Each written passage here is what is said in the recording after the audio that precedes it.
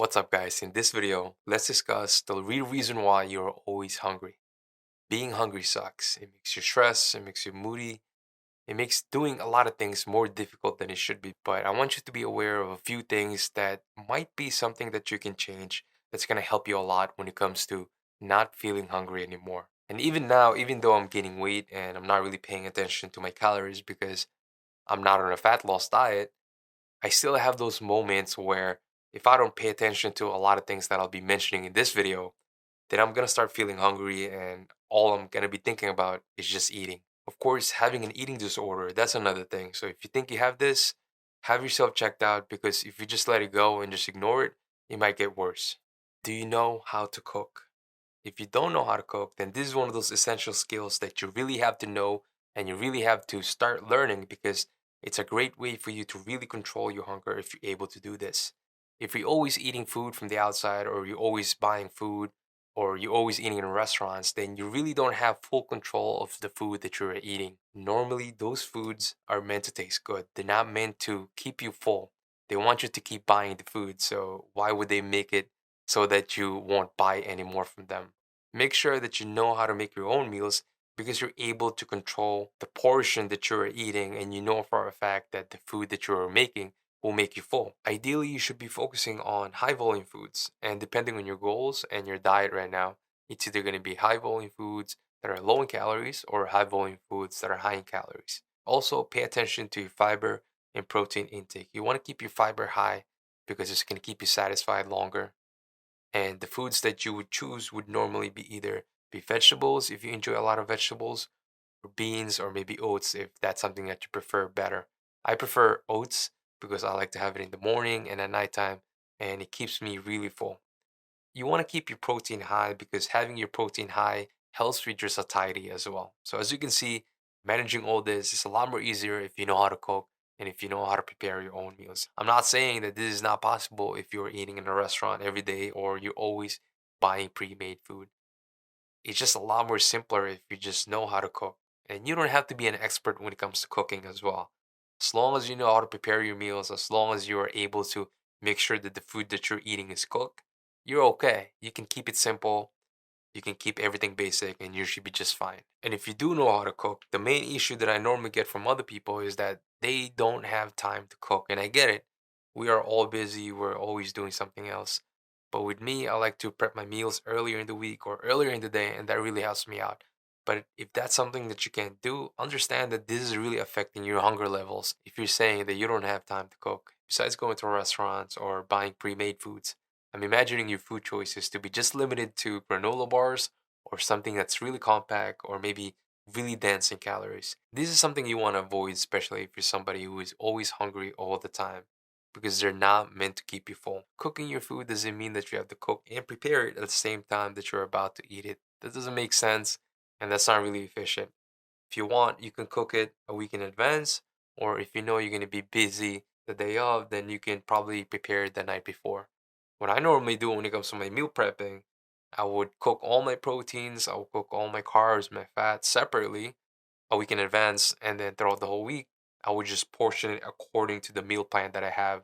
So I would have separate containers, and then depending on the meal plan that I have, I would start portioning the protein, carbs, and fat in each of those containers. And this is something that you can use, especially if you know you're going to be busy throughout the whole week and you don't have time to cook your food fresh. Sometimes I still cook my food fresh, especially if I have time because it tastes different. But whenever I'm busy, meal prepping is definitely key and definitely something that helps me out. Not having time to eat is probably one of those biggest complaints that people have because they're always so busy. You're feeling hungry because you don't have time to really enjoy the food that you have in front of you right now, regardless of what it is. And if you're in a low calorie diet and the food that you're eating doesn't really look that much already, if you rush eating that food because you don't have time to eat, then you're absolutely going to be hungry, even though you're probably not hungry. But mentally, you're going to feel hungry because the food that you had in front of you just went away that fast because you didn't really take time to enjoy the food that you were eating. You didn't really take time for the food to register to your brain that you are eating. This might not work for you, but if you chew your food longer, this will register to your brain that you're eating a lot. If you're eating a lot, then you're normally be chewing a lot more. So this will be the same thing. This will make your brain think that you're eating a lot. This might not work for you, but see what happens. It might help. Another thing to consider is the way you are spacing your meals. If you know you're not going to be able to eat for the next 2 hours, for the next 4 hours, then maybe eating before that, having a nice big meal will help you out. You don't have to get stuck in the idea of you have to eat every 2 hours or you have to eat 6 meals a day. It depends on your schedule. It depends on your lifestyle.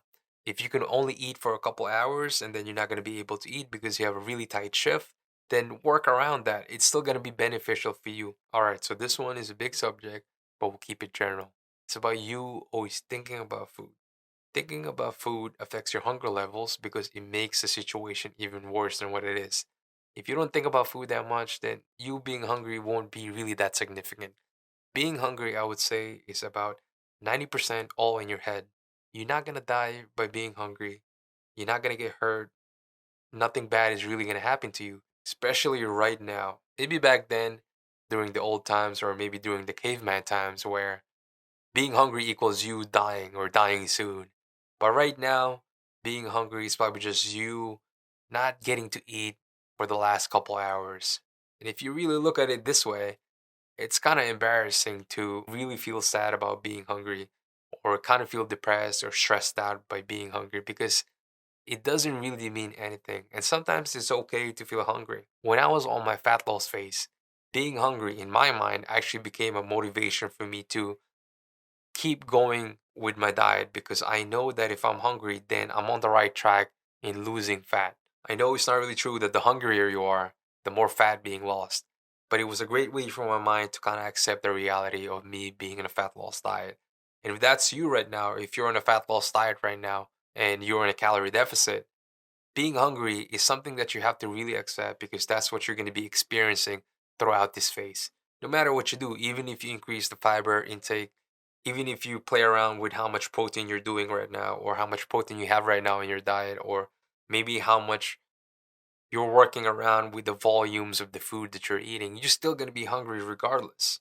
So just accept the reality that this will be what you're going to be experiencing, and being hungry won't be much of a situation for you. It won't be much of a problem. But if you're not in a fat loss diet and you still feel hungry all the time, even after going through all the things that I mentioned in this video, sometimes you just have to accept it. Sometimes you just have to accept the reality of being hungry. It's okay to be hungry. It's not going to kill you, as I said before. It's not something that's going to be really detrimental to your health or something that's really negative. Maybe it's just an emotion that you have to really get used to. And then after a while, you're going to be able to break that habit because if you have always been really focused on your hunger and you've always been thinking about food all the time, you kind of build a habit of doing this. But once you realize the situation and you kind of become aware of what's happening, you can easily break the habit because now you're looking at this in a more third person way instead of just being in the situation, not knowing what's going on. But know that it's okay because you are realizing that being hungry all the time and thinking about food all the time is just another habit that you have to break and that you will break sooner or later because you know that being hungry is okay. It's not something that's going to kill you. You know you will eat after 2 hours again because that's just part of the reality of this. Another way that you can help yourself to not focus on food so much is to really keep yourself busy. Doing activities that's not really related to food will help you out tremendously. When I was on my fat loss phase, I played a lot of video games because this really took my mind out of always focusing on food. But if that's something that you can't really do, then maybe going for walks or watching movies can be something that you can do as an alternative. If it's not ideal for you to keep yourself busier than what you are right now, then maybe meditation or doing meditation might be something that's going to be ideal for you. Meditation is a great way for you to stay calm, be present in the moment, be mindful, especially if you're somebody who is easily overwhelmed by little things like always thinking about food, always thinking about being hungry all the time. A lot of this can be really stressful, so learning how to meditate can be really an advantage. If you're currently watching a lot of TV show right now, then you probably notice all those annoying TV commercials that's telling you to eat this food, to go to this restaurant, to get delivery from these fast food places.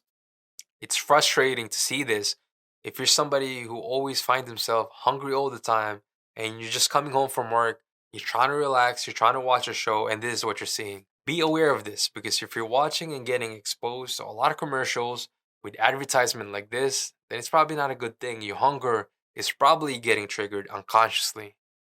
Go for shows that doesn't have any commercials or movies.